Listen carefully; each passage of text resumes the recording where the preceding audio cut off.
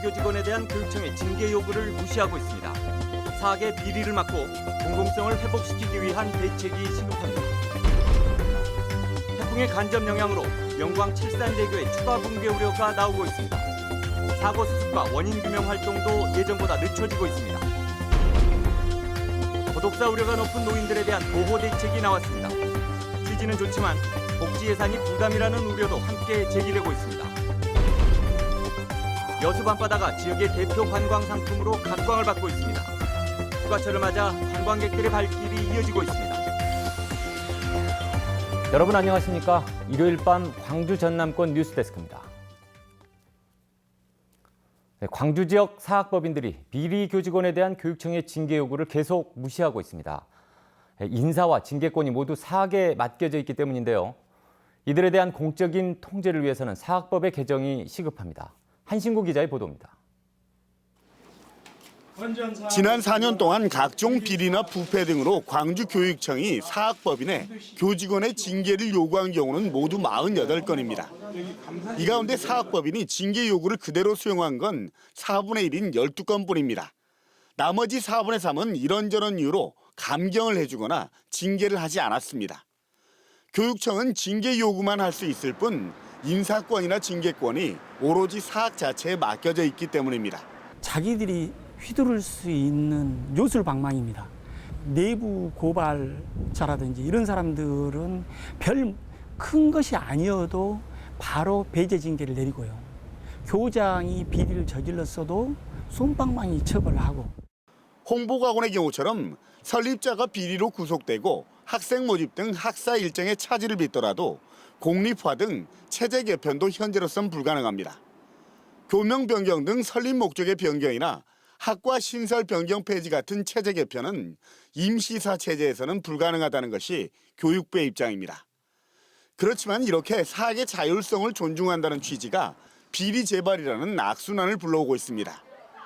더욱이 비리를 저질러 쫓겨나더라도 일정한 시간이 지나면 되돌아올 수 있는 데다가 가족이나 측근들이 자리를 대신해서 배후 조정이 가능한 것도 맹점으로 꼽힙니다. 때문에 공적인 통제 장치를 마련하는 내용으로 사립학교법을 개정해야 한다는 목소리가 크지만 아직은 갈 길이 멉니다. 사립학교 관련돼서 자율성 관련돼서 좀 제한, 근데 좀 이 공공성을 좀 강화하는 측면으로 개정을 하고요. 되풀이되는 사학 비리와 분쟁 해고리, 사학의 공공성 회복을 위한 법과 제도 개선이 뒤따라야 끊어낼 수 있습니다. MBC 뉴스 한신구입니다. 내일부터 남부 지역에 태풍 영향에 따른 비바람이 예보된 가운데 영광 칠산대교 사고 현장에서는 추가 붕괴 우려가 제기되고 있습니다. 이틀째 현장 조사를 벌이고 있는 조사위는 구조물의 형태나 강봉 파손 정도를 고려할 때 추가 붕괴 가능성은 적지만 만일의 사태를 대비해 공사를 전면 중단하고 현장 접근도 통제하고 있습니다. 사고 수습과 원인 규명 활동 일정도 기상 악화로 인해 예정보다 늦춰질 가능성이 높습니다. 한편 조사위는 현재 기울어진 약 100m 길이 상판을 모두 해체하고 다리를 재시공해 복구해야 한다는 의견을 내놓았습니다. 전라남도가 혼자 사는 노인과 중장년층 가운데 고독사 우려가 높은 주민을 보호하기로 했습니다. 복지망을 촘촘히 짜겠다는 의도인데요. 자칫 불어나는 복지 예산에 부담이 될 수도 있다는 우려도 나오고 있습니다. 최진수 기자입니다. 80살 중반에 접어든 이 어르신은 겉보기에 집안일을 직접 할 만큼 건강하지만 치매 증상이 있고 자식들과 연락이 끊겼습니다. 이웃에 사는 다른 어르신도 자식들이 있지만 혼자 생활하는 데다 거동이 불편하고 최근 불행한 일을 겪어 안부가 불안합니다. 그런 관계로 인해서 우울증을 호소하고 이렇게 죽고 싶다는 그런 말씀을 자주 하셔서 대상자로 독거어르신으로 삼았네요. 전라남도는 질병과 우울증, 알코올 중독, 가족관계 단절, 비닐하우스 같은 비정형 주거자, 단전, 단수 가구 등 2,700여 명이 고독사 우려가 높다고 조사했습니다. 이 기준에 복합적으로 해당되면 고위험군으로 분류됨에 따라 위험군은 2,500여 명, 고위험군은 180여 명이고 40, 50대 중장년층 780여 명도 포함됐습니다. 전라남도는 980에게 고독사 지킴이 단을 만들어 자원봉사로 고독사 위험을 예방한다는 원칙이지만 현실적으로 어려움이 따릅니다. 그분들이 활동하는데 여러 가지 이제 뭐 비용도 들고 그래서 그런 부분에 대해서는 종합적으로 저희들이 검토를 해서 전라남도는 복지를 선도한다는 의욕이 넘쳐 예산 지원이 선거법을 위반하거나 생활보호사 등 기존 복지망과 중복되는지가 부담입니다. 전라남도는 고독사 지킴이가 활동하면 노인복지 사각지대를 상당 부분 해소할 수 있을 것으로 기대하고 있습니다. MBC 뉴스 최진수입니다. 요즘 남도 최고의 히트 관광 상품이라고 한다면 여수 밤바다를 꼽을 수 있을 겁니다. 대중가요로 소개돼 인기를 끌기 시작했는데요. 휴가철로 접어들면서 관광객들의 발길이 더욱 늘어나고 있다고 합니다. 김종태 기자입니다.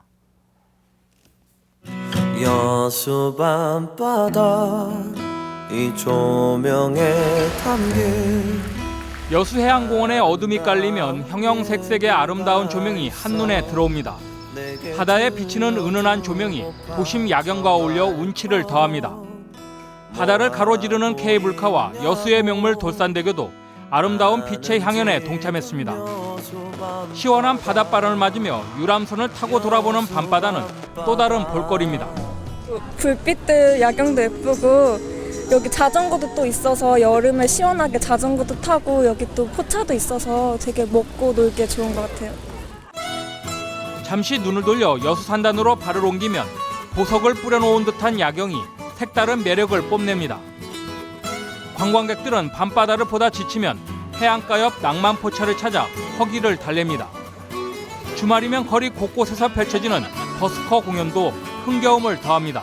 여름철에 뭐 먹거리도 많고 보니까는 뭐 관광거리도 많고 여름철에 이렇게 많이 사람들 즐길 수 있는 이런 거리가 있어서 참 좋습니다. 한국의 나폴리라 불리며 낭만과 추억의 상징이 된 여수 밤바다. 아름다운 해안을 배경으로 다양한 볼거리와 먹거리를 즐길 수 있는 성공적인 관광 콘텐츠로 빠르게 자리 잡고 있습니다. MBC 뉴스 김종태입니다.